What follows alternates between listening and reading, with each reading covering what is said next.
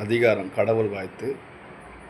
அகர முதல எழுத்தெல்லாம் ஆதி பகவன் முதற்றே உலகு. நம்ம தமிழ் எழுத்தில் 47 எழுத்துக்கள், அதாவது உயிரெழுத்து 12, மெய்யெழுத்து 18, உயிர் மெய்யெழுத்து 216, ஆயுத எழுத்து 1. இந்த ஆவானது முதல் எழுத்து. மீதி 246 எழுத்தில் எப்படி ஆ என்ற ஒளி வடிவம் மறைஞ்சிருக்குதோ அதுபோல் ஆதி, இந்த உலகத்திற்கு முதன்மையான தலைவன் பகவன், ஆதி பகவன், இந்த உலகத்திற்கு முதன்மையான கடவுள் அனைத்துள்ளையும், அனைத்து உயிர்களுக்குள்ளேயும், அனைத்துள்ளும் இருக்கிறான் அப்படின்றது தான் இந்த குறளுடைய பொருள். இதை நம்ம குழந்தைங்களுக்கு சொல்லிக் கொடுக்கணும்.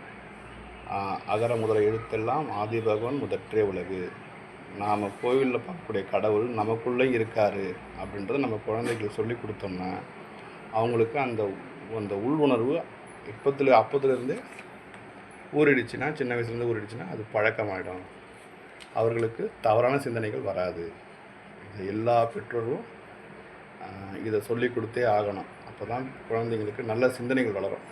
இதை பெற்றோரான நீங்கள் திருவடி வேண்டி வணங்கி கேட்டுக்கிறேன்.